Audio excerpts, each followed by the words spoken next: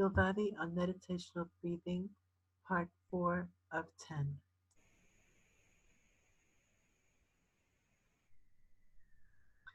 Breathing, our primary source of movement.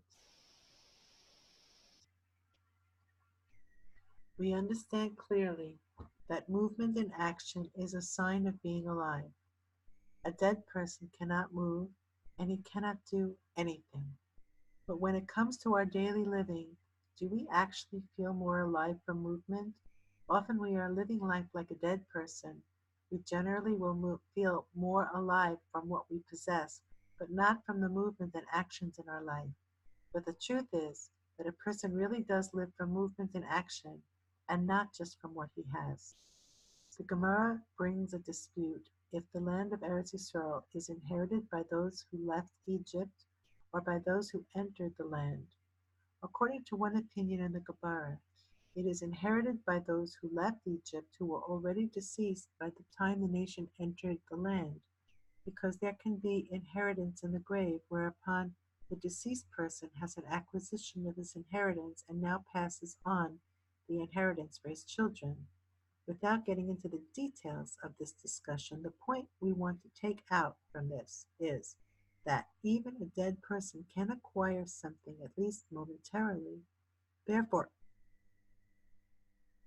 acquisition or possession of something does not symbolize life, for even a dead person can acquire something.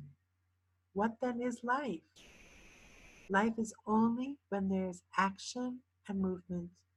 A person really derives vitality from the effort of trying to acquire something, and after he acquires it, he no longer derives vitality from it, and he is on to acquiring the next thing. It is like the verse, "Stolen waters are sweet. From whatever I already have, I do not derive vitality from, and I only derive vitality from the act of the movement towards that which I want to acquire."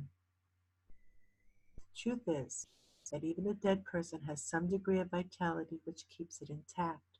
This is called kista diffusa. It has this minimum degree of life, and without it, it wouldn't be here at all. Today, the fierce vitality of people resembles this small degree of life that even the dead have. There's barely any genuine fierce today.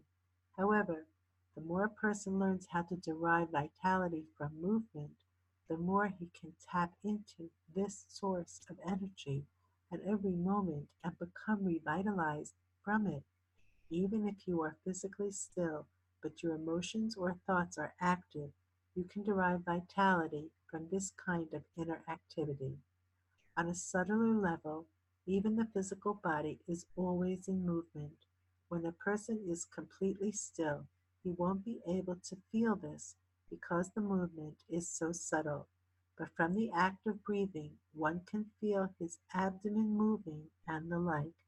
This movement is the root of our chiyus.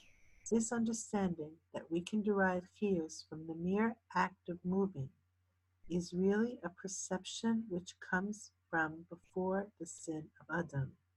However, as with all powers available in creation, it can also be misused, such as when a person moves in order to do something evil, chas v'shalom. But the root of the perspective itself of deriving vitality from movement is a perspective which comes from before the sin. As emphasized, it is not a feeling of vitality derived from what we acquire and have, but from our acts of movement.